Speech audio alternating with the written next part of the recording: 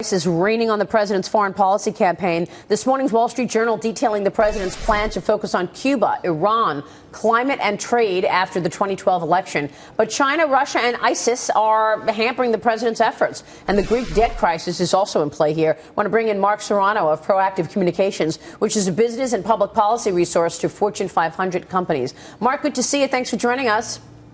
Good morning, Maria. What's your take on this, the global debt problem, and as it relates to the president's foreign policy goals? Clearly, he had one set of issues that he wanted to tackle, but reality happened. Yeah, it's a bit of a fairy tale foreign policy. You could tell from the very beginning of this administration when the president unilaterally gave away our strategic defense initiative in Eastern Europe that this was going to, the Obama doctrine is largely going to be defined by unilateral giveaways. He's done it with Cuba. He's doing it right now with Iran. But what happens is when he has let his guard down in other parts of the world, with Russia and with China, they're going to manipulate and take full advantage of that. And that's what's happening right now. What's interesting, too, is Obama's got a timeline. He's got however many 17 months in office or so. But, you know, our opponents across the world, they have the same timeline. They're going to manipulate as much as they can within that time period, knowing that his replacement might not put up with their shenanigans the same way. Right. I mean, you look at the Iran story. You know, I mean, the talks with Iran right now, obviously, that's any deal is going to land in the next president's lap. And he's going to have to actually lead any relationship. It is, and frankly, I think we're going to be potentially on the edge of war over these many months before Obama leaves office, because in large measure he is destabilizing the region. I mean, can you imagine that, you know, countries like Saudi Arabia and Israel are now on the same side of this issue against the United States in their negotiations with Iran? It's remarkable, it's unprecedented, and unfortunately there's enough time for the region to become much more volatile due to these negotiations with Iran. Anastasia.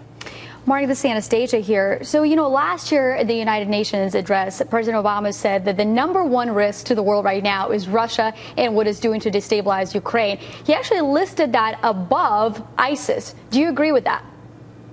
No, absolutely not. I mean, the history with Russia and with Putin is he's going to move his borders. He's going to take every opportunity. You can tell that he's completely manipulating the situation with the president, as the president is distracted by Cuba, distracted by Iran. Putin is going to capitalize on that every measure possible.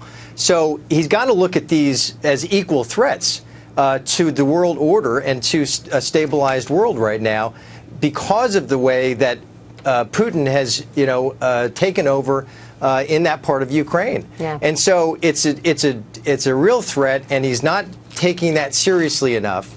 But at the same time, he also let his guard down, which is why ISIS came into power throughout Syria and parts of Iraq at the same time. Right. So he's really misjudged these threats across the world. And now, of course, ISIS is controlling 50% of Syria. Let me move on to the other issue we're going to get your take on, and that is New Jersey Governor Chris Christie, expected to officially announce his 2016 presidential run at 11 a.m. Eastern today. How do you think he impacts the race? Well, I grew up in the same part of New Jersey as Governor Christie. I think Governor Christie is a flawed candidate, but he's a very fiery candidate.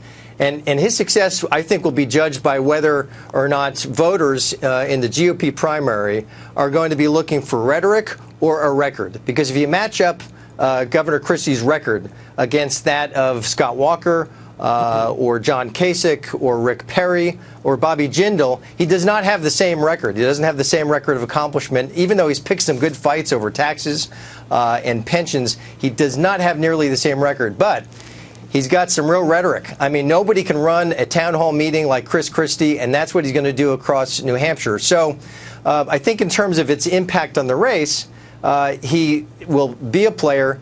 It's going to be determined also by whether he can raise the money that you need to go through the primaries next winter. But his objective right now, I think, is to try to change the landscape in New Hampshire, to win or place or show in New Hampshire, and then see if they can't carry him into other states like South Carolina.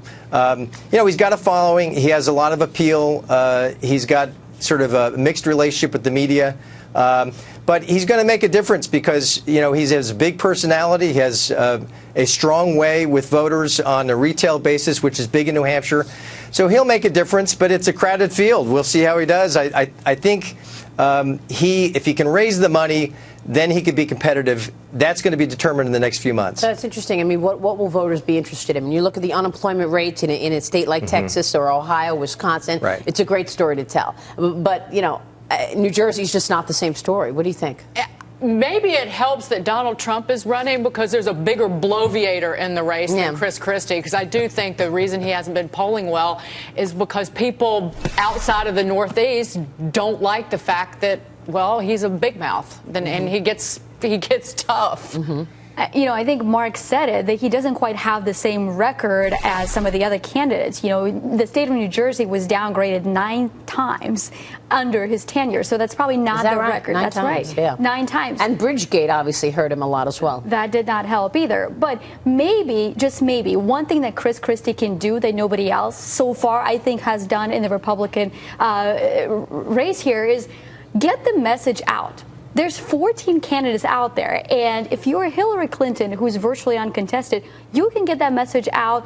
Twitter, Instagram, Facebook, you name it. You have a captive audience. That is not the case for the Republican nominees because it is such a fractured field. Yeah. I mean, it's also, what's the campaign? What is the campaign he's running on? Well, he was really well liked nationally after Hurricane Sandy, and people thought that he was, going to be one of the leaders coming into this race. It's sort of amazing how far he's fallen in terms of his poll numbers and things like that. Bridgegate obviously did a lot of damage, but I think among all the 2016 candidates, he's one of the more well-known national figures. So he can start. It didn't help him being photographed alongside President Obama when you're talking about the Republican base. Yeah. For the Republican base, but he's still got to appeal to a national base. Yeah, but you got to get past the nomination process. Mark, first. final word from you. Mark Serrano. Yeah, I agree with Dagan. I mean, I think if he gains some traction, that's going to be used against him. He turned his back on Mitt Romney right in the fall of 2012 when he embraced President Obama. Yeah. That could really hurt him with the faithful in the party. But look, he actually benefits from such a wide field of candidates. That's an actual benefit for him, where he can peel off just enough support to make a difference, primarily in New Hampshire, but then taking a look at some other northeastern states that have earlier primaries. Next March. Mark, great to have your insights. Thanks so much. Thanks, Maria. Mark Serrano of Proactive Communications. Coming out.